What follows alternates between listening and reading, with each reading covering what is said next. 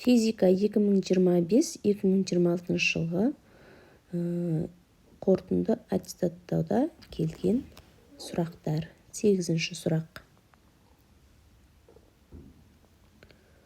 8-ші суретте отынның жану кезіндегі бөлінген жылу мөлшерінің отынның массасына тәуелділік графигі бейнеленген. Отынның меншікті жану жылуын анықтаңыз.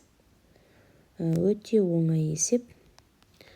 Біз отын жанған кездегі жылу мөлшерінің формуласын жазайық. Кішкентай Q көбейтілген масса. Бұл жерде кішкентай Q отынның меншікті жану жылуы. Бізден сұрап отырғаны дәл осы отынның меншікті жану жылуы. Сондықтан оны біз отын жанған кезде шығаратын жылу мөлшерін массасына бөлеміз.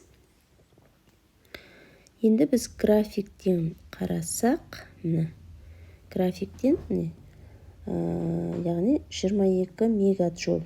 Қанша 0,5 килограмм отын жанған кезде бөлінетін жылу мөлшері 22 мегаджоуль. Тура солай. 1 килограмм жанған кезде 44 мегаджоуль жылу бөлінген. Енді біз егер осы формуланың физикалық мағынасына нететін болсақ, физикалық мағынасына сүйенсек, 1 килограмм отын жанғанда бөліп шығатын жылу мөлшері ол отынның меншікті жану жылуы деп аталады. Сонда есептемей-ақ біз мына графиктен 1 килограмм жанған кезде қанша жылу мөлшері бөлінді? Графиктен қарасақ, 1 килограмм отын жанғанда 44 мегаджоуль жылу бөлінді. Ондай болса, меншікті жану жылуы кішкентай Q 44 мегаджоуль бөлінген килограмм болады.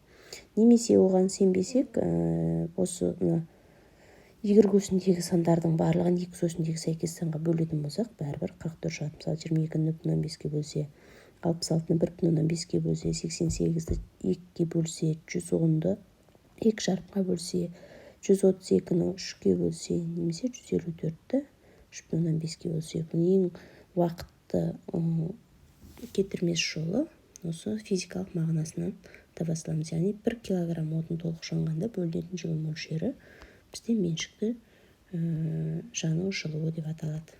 Сондықтан бізде дұрыс А жауабы.